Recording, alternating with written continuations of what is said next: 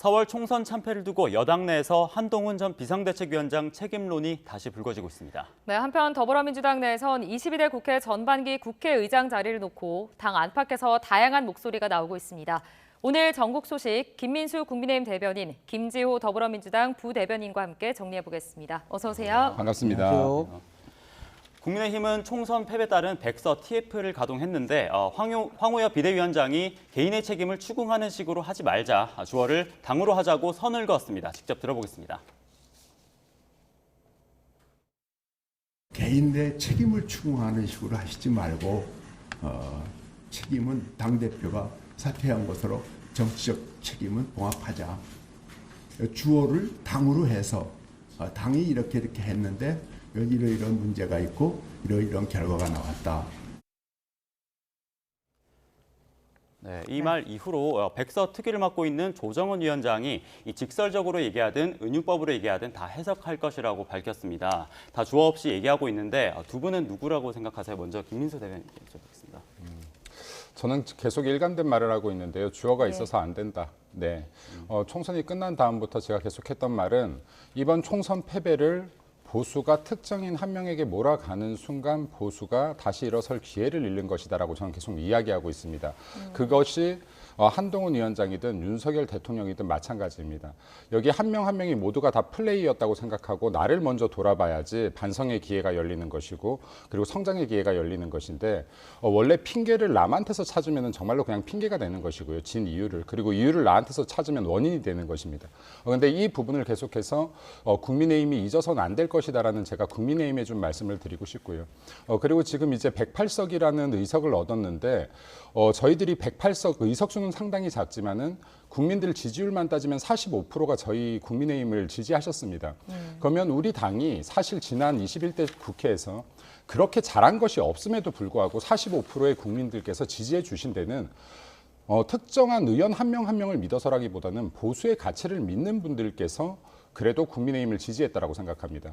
지금 보수의 그 가치를 믿는 분들께서 지지해 주신 거에 응답하기 위해서는 지금 정말 이 국민의힘이라는 척박한 땅에서 이 땅부터 제대로 더 걸음을 주고 그리고 양분을 주고 할 생각을 해야지 과실도 열리기 전에 가지치기부터 할 생각을 해서는 안 된다라는 말씀 좀 드리고 싶고요.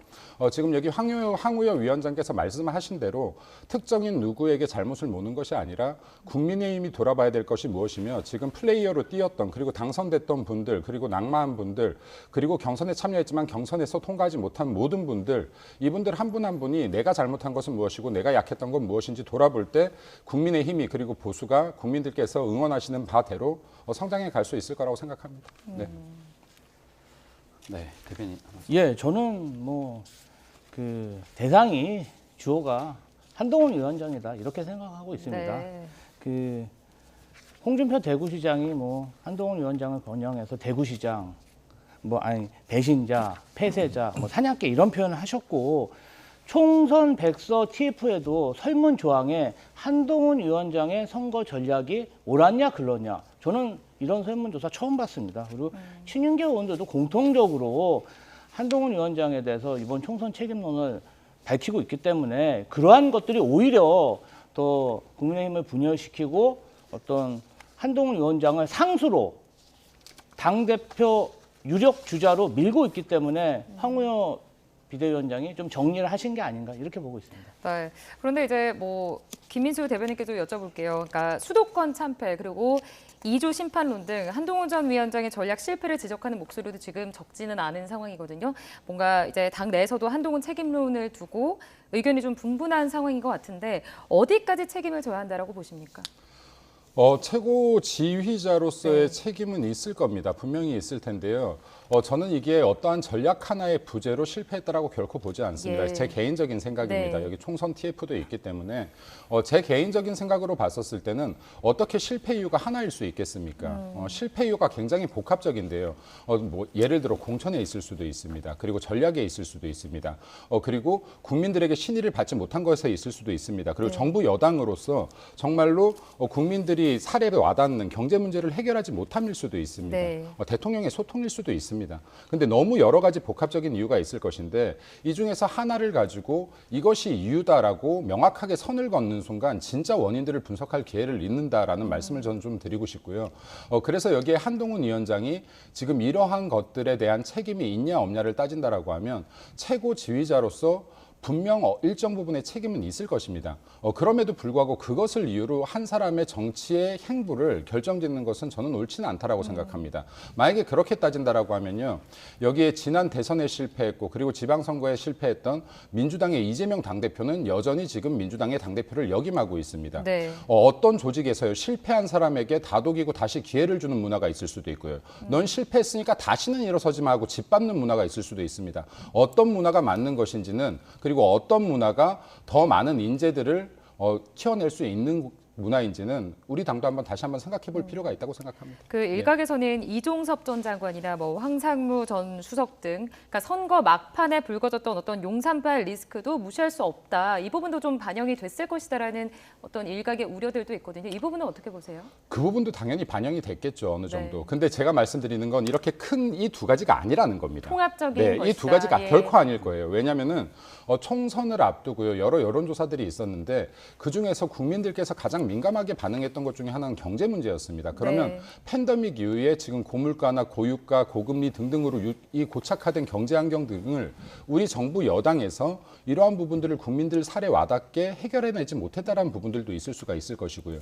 그리고 또 이제 지난 21대 국회에서도 여소야대 국면이었는데 아무리 우리가 의석수가 적다라고 해도 너무나 무기력한 모습을 보인 것은 아닌지도 반성해야 될 겁니다. 너무 많은 이유들이 있을 것인데 이것을 한두 가지 이유로 덮으려고 해서는 안 된다. 그러니까 나한테서 원인을 찾으려고 하면 정말 많은 이유들을 찾을 수 있을 것이고 네. 문제점들을 해결할 수 있을 거라고 봅니다. 네. 네, 그래서 더 궁금증을 자아내는 것 같은데 이번 전당대회 최대 변수는 또 한동훈 전 비대위원장 출마 여부입니다. 실제로 한 위원장이 외부 노출도 요즘 좀 잦은 모습 보이는데 등판할까요? 어떻게 보세요? 제 개인적으로 봤었을 때 감히 등판 여부를 예단할 수는 없겠지만은 저는 이제 이 부분에 대해서는 한동훈 위원장이 최소한 두 가지는 생각할 거라고 생각합니다. 첫 번째는 당선 가능성이고요. 두 번째는 성장 가능성이라고 봅니다. 근데 당선 가능성과 성장 가능성, 당선 가능성은 모두가 다 아시는 부분이겠지만은 제가 지금 여기에 국민의힘의 당협위원장으로 입당하게 됐던 것이 6년 전입니다. 네. 근데 6년 전부터 봤을 때요, 당대표로 선발된 분께서, 선출된 분께서 임기를 마치는 걸 전 못 봤습니다. 그리고 당대표가 되신 분께서 그 이후로 더 큰 정치인으로 성장하는 것도 못 봤습니다. 그러면 지금 앞으로 2년 동안 큰 선거가 남아있지가 않는데요. 한동훈 위원장이 혹은 다른 훌륭한 분들께서 당대표가 되신다고 하더라도 이 2년 동안 내가 어떤 것을 보임으로 인해서 보수의 가치를 만들고 지지자들을 확장시키고 그리고 국민의힘을 성장시킬 것인지 이 부분에 대한 고민이 없이는 어떤 누구도 당대표 이 직위 자체가 독약이 될 수 있다고 생각합니다. 그렇기 때문에 이번 전당대회에서만큼은 정말 당대표에 출마하시는 분들이 자리를 노리고 출마하시는 것이 아니라 지금 108석이라는 보수 그리고 국민의힘이 이렇게까지 무너진 상황을 내가 이렇게 세울 수 있다는 확신과 그리고 비전을 보여줄 수 있다는 자신을 가지고 나오셔야 된다고 저는 생각합니다. 그렇기 때문에 이런 부분들에 대해서 한동훈 위원장이 충분히 고민하고 고려해야 될 것이다. 왜냐하면 잘못하면요.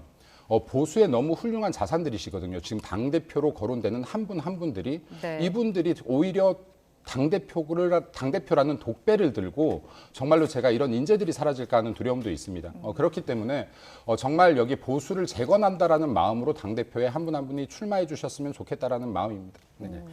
근데 문제는 또 명분입니다. 또 선거 패배 한두 달 만에 등장을 했다면 이 선거를 이끈 수장으로서 책임을 졌다고 봐야 할까요? 어떻게 보세요? 그런데 이제 한동훈 위원장이 그 비대위원장으로 한 석 달 정도 활동한 거잖아요. 네. 그러다 보니까 지지층 입장에서는 좀 한동훈 위원장의 기량을 보여주기에는 너무 짧은 시기였다. 그리고 한동훈 위원장이 총선 기간 중에 이종섭 호주 대사도 어찌 됐든 귀국시켜서 사퇴시키는 데 큰 역할을 했고 황상무 수석 사퇴, 그다음에 의대 정원 문제도 좀 정부의 어떤 방향을 전향적으로 좀 바꾼 부분이 있습니다. 그래서 대통령실과 불편한 그런 모습도 보였는데요. 이러한 모습들이 보수층에서는 대통령과 맞서서 좀 국민의힘을 지키기 위해 노력을 많이 했다 이런 평가도 있고 좀 아쉽고 뭐 적당히 그리고 좀 은둔 마케팅을 하면서 굉장히 총선 때와 총선 이후의 모습이 굉장히 좀 세련된 모습을 보이고 있습니다. 그런 면에서 보면은 어떤 지지층 입장에서는 한동훈 위원장이 대안이다. 다른 대안은 없다. 이렇게 생각할 수도 있는 거죠. 관련해서 한 가지만 좀 더 짚어보겠습니다. 윤 대통령과의 관계에 대해서 좀 궁금한 부분들이 있는데 사실 뭐 20년간 인연을 이어왔잖아요. 20년이 적지 않은 그 수잖아요. 식사 제한도 거절하고 뭐 이젠 각자의 다른 길을 가고 있다라는 평가도 일각에서는 나오고 있습니다. 이 윤 대통령과의 관계 좀 어떻게 보고 계세요? 제가 볼 때는 이게 시간이라는 게 참 무시하지 못하는 것 같아요. 그럼요, 네. 그러면 모든 사람의 인생이 한정된 시간인데요. 20년을 함께 했다라는 건 단순하게 수치상의 문제가 아니라 내 인생을 함께 나눴다는 거거든요. 네. 근데 이게 가족이나 부부 사이도요. 분명히 싸움이 날 수 있어요. 그리고 이게 기분 안 좋은 일이 있을 수 있습니다. 네. 그럼에도 불구하고 이렇게 긴 시간, 긴 인생을 같이 했다라고 하는 것은 이게 언제든지 다시 손잡고 웃을 수 있는 관계라는 소리라고 저는 생각합니다. 그래서 민주당에서 간혹가다 이 두 분이 돌아올 수 없는 강을 건넜다라고 하는데 저는 이거 실개천에 지나지 않는다라고 생각을 해요. 네. 만에 하나 서로 감정이 남았다라고 하면. 근데 제가 볼 때는 이 감정이 남았다라는 것 자체도 프레임일 확률이 높다라고 생각합니다. 왜냐하면은 계속해서 이게 보수의 뭔가 지도자가 되려면 윤석열 대통령과 나를 세워야 된다라고 이렇게 프레임들이 쓰여지는데 예를 들어서 지금 문재인 대통령이 노무현 대통령과 날 세워 대통령 됐던 게 아닙니다. 네, 그리고 이재명 당대표요. 지금 당대표 된 게 문재인 대통령과 나를 세워서 됐던 게 아니에요. 네. 근데 이런 프레임에 쌓여서는 안 된다. 누가 됐든 간에 어떤 분이 보수의 지지자로 올라서기 위해서라도 지금 우리 윤석열 정권과 같이 성공을 바라보고 같은 목표를 바라봐야 그 다음 차기 지도자가 될 수 있는 것이지 윤석열 정권이 실패한다면 설령 우리 당에서 대통령 후보가 된다고 하더라도 대통령 우리 당에서 뽑아주시겠습니까? 그때는 정권 교체가 될 겁니다. 이 기본적인 생각을 항상 마음속에 가져야 되는 것이지 이런 민주당의 프레임으로부터 계속 쌓여서 뭔가 갈등 구조를 만들어서는 절대 안 된다는 말씀 드리고 싶습니다. 네, 민주당에서는 그럼 어떻게 좀 보고 계세요? 그러니까 뭐 친윤이냐 비윤이냐 이런 부분에 대해 있어서 생각을 해봤을 때 좀 어떻게 보고 계세요? 일단은 총선 이후에 한동훈 위원장이 윤석열 대통령하고 만찬, 오찬 제의를 거절한 것을 공개해버렸어요. 그리고 지금 이번 주에 윤석열 대통령이 이원석 검찰총장을 패싱하고 검찰 인사를 단행하면서 송경호 서울중앙지검장 등 친한동훈계 검사들을 뭐 승진을 했지만 수사를 할 수 없는 좌천성 인사를 단행했거든요. 예. 사실상 이번 주에 한동훈 위원장과 윤석열 대통령이 다른 길을 가고 있다는 게 증명됐고 원래 아주 가까운 사이가 멀어지면 더 관계가 소원해지고 원수가 되기 마련인데 어쨌든 이 중심에는 김건희 여사 범죄 의혹 수사가 걸려 있고 또 아직 3년이나 남아있는 윤석열 대통령의 어떤 레임덕 문제도 걸려 있기 때문에 앞으로도 좀 관계가 회복되기는 어렵다 이렇게 분석하고 있습니다. 네. 네, 그래서 일단 검찰 인사 얘기는 저희 나중에 또 시간 준비돼 있어서 그때 한번 다시 네, 말씀 나누는 알겠습니다. 걸로 하고요. 네. 먼저 전당내 룰이 또 관건입니다. 현재 100% 당원 투표로 적용되는데 비윤계 측은 여론조사 비율을 50%까지 늘리자는 거고 친윤계는 룰 개정에 반대합니다. 네, 검찰 인사 관련 말씀 바로 나누도록 하겠습니다. 이원석 검찰총장이 명품백 의혹 수사를 지시한 지 얼마 되지 않아서 관련 지휘부가 바뀌었는데 조금 전 부대변인께서도 말씀 주셨는데 먼저 김민수 대변인께서는 현재 어떻게 보고 계시나요? 현재 인사를. 그러니까 민주당이 너무 이 사사건건 모든 건들을 정쟁으로 몰아가고 있다. 그러니까 네. 사실이 아닌 것들을 계속 봉소침대하고 있고 이러한 것들로 국민 갈등을 일으키고 있다라고 말씀드리고 싶은데요. 먼저 지금 이제 말씀드리고 싶은 것은 이번 검찰 인사는 원래 정기 인사입니다. 원래 검찰 인사가 통상 1, 2월에 이루어져요. 근데 이번에 총선을 앞두고 검찰 측에서 좀 미뤘으면 좋겠다라고 해서 지금 현재 한 3개월 정도가 늦춰진 인사다라는 말씀을 좀 드리고 싶고요. 그리고 이번 인사는 뭐 지금 민주당에서 이야기하는 것과 달리 지난 토요일 날 박성재 법무장관과 이원석 검찰총장이 다 같이 인사 협의를 했던 건이다라는 말씀도 좀 드리고 네. 싶습니다. 그리고 이번 인사가 뭐 이게 김건희 여사 수사를 위해서 지금 단행된 인사다라는 말들을 많이 하는데요. 지난 정권을 좀 돌아볼게요. 이게 왜 지금 잘못된 주장인지. 2019년에요. 윤석열 검찰총장 임명 당시에요. 그 정기수들 9명이 전원 전원 교체됩니다. 네, 이랬던 적이 있어요. 그리고 불과 7, 8개월 지나서요. 민주당에 여기에 그 조국 수사가 들어가고요. 그리고 울산시장 선거 개입 수사가 들어가기 시작하니까 2020년에 서울중앙지검에 1차장부터 4차장까지 전원 교체를 했습니다. 네, 이런 것들이야말로 지금 그러면 수사를 방해하기 위한 목적이었냐 묻고 싶어요. 그리고 이번에 지금 이 검찰 서울중앙지검 인사로 말이 많은데요. 여기에 지금 김건희 여사 수사를 하고 있는데 이걸 막기 위해서다. 말도 안 되는 소리죠. 왜 말도 안 되는 소리냐면 서울중앙지검이 김건희 여사 수사만 하고 있는 것이 아닙니다.